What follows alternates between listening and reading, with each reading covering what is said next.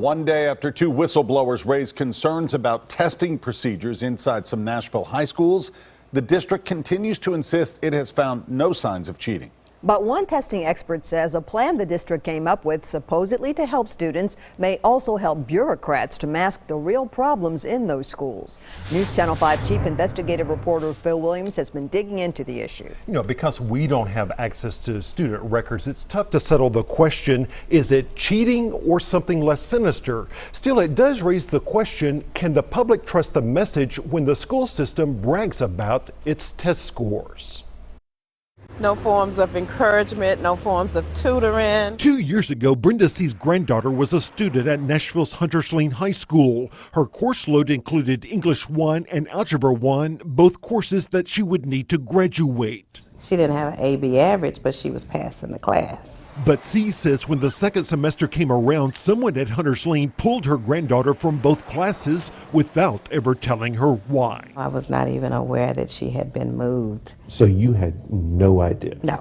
Metro school officials say there were extenuating circumstances with that student that they cannot discuss because of federal privacy laws. Would you say that the district gave up on these students? Yes, they did.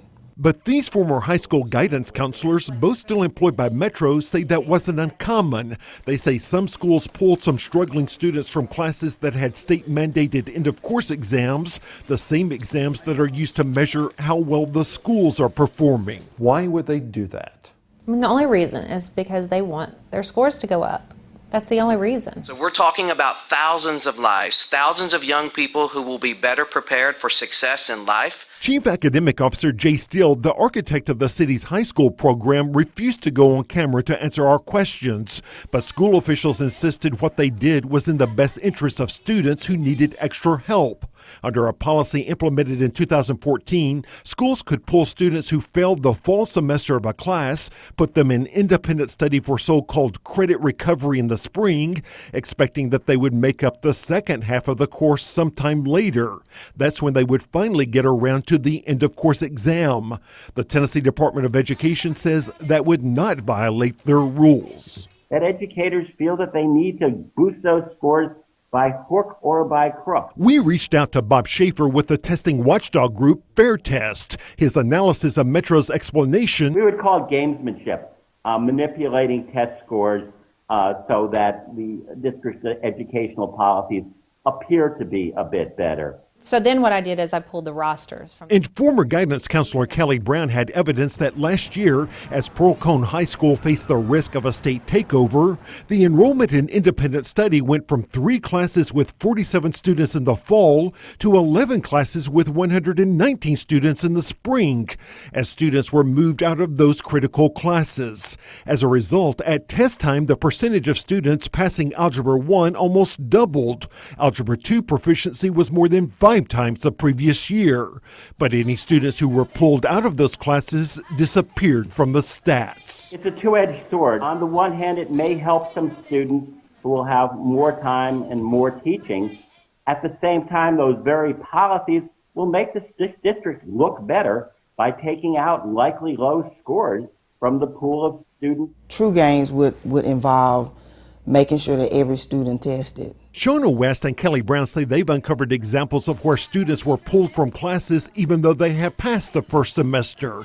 Then there were those who could have taken advantage of school board policies that allow students to pull up their grades in the second semester to pass the course. Many of them were like 65, 67, very easily could have grade averaged. But they were not given a chance. No, they weren't.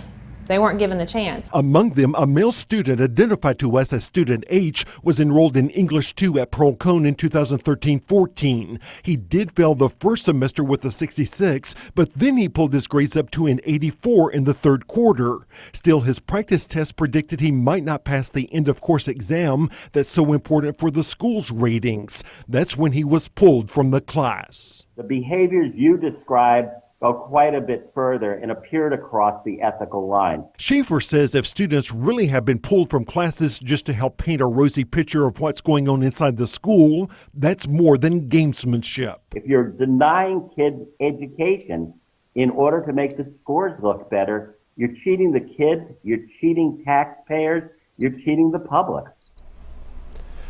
Now, we obtained this email showing that the central office was aware of concerns over students being pulled from certain critical classes at Pearl Cone right before those end-of-course exams back in 2014. A second email suggests that higher-ups asked the principal about it, and it notes, quote, 4 students were moved, but a spokesperson insisted that whatever happened there, it was not a violation of district policies. Now, you did hear from the school system late today. Yeah, another day and another written statement. That written statement contains slightly different numbers from what we had in that story and suggests there could be extenuating circumstances with some of these cases. But it does not dispute the central premise of our story that the school system's own approved policy allows for the students who are struggling the most to not be counted in the stats showing how well the school is doing. We'll post that website or that statement on our website. All right, thanks so much, Phil. Now, if you have information for our investigation, send us your tips. The email address investigate@newschannel5.com, or you can call 615-244-NEWS.